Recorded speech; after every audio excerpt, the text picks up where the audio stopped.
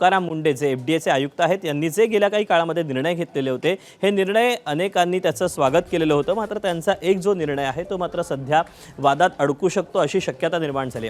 गेल्या आठवड्यात खुल्या खाद्यतेल विक्रीवर तुकाराम मुंढेंनी बंदी घातली. त्यावर राज्यव्यापी खाद्यतेल व्यापाऱ्यांनी विरोध दर्शवला. आज नाशिकमध्ये अखिल भारतीय खाद्यतेल व्यापारी महासंघानं पत्रकार परिषद घेऊन आपला निर्णय रद्द करण्याची मागणी केली. इतकंच नाही तर खुलं तेल विक्रीच्या बंदीविरोधात आंदोलनाचा इशारा देखील या संघटनेकडून देण्यात आलेला आहे. देशभरात खुल्ला तेल छुट्टा तेलची विक्री सुरू आहे. फक्त महाराष्ट्राने असा कायदा आणून चालणार नाहीये. दुसरी गोष्ट, खुल्ला तेल हा वर्षानुवर्ष आपल्या देशात विक्री होतोय आणि कोणालाही कुठेही या खुल्ला तेलची विक्रीने कुठला त्रास झालेला असा आमच्या निदर्शनात आला नाही आणि कुठे सरकारच्या रेकॉर्डवर पण नाहीये. मग हा कसा बंद करायचा हे आम्हाला काय कळलं नाहीये.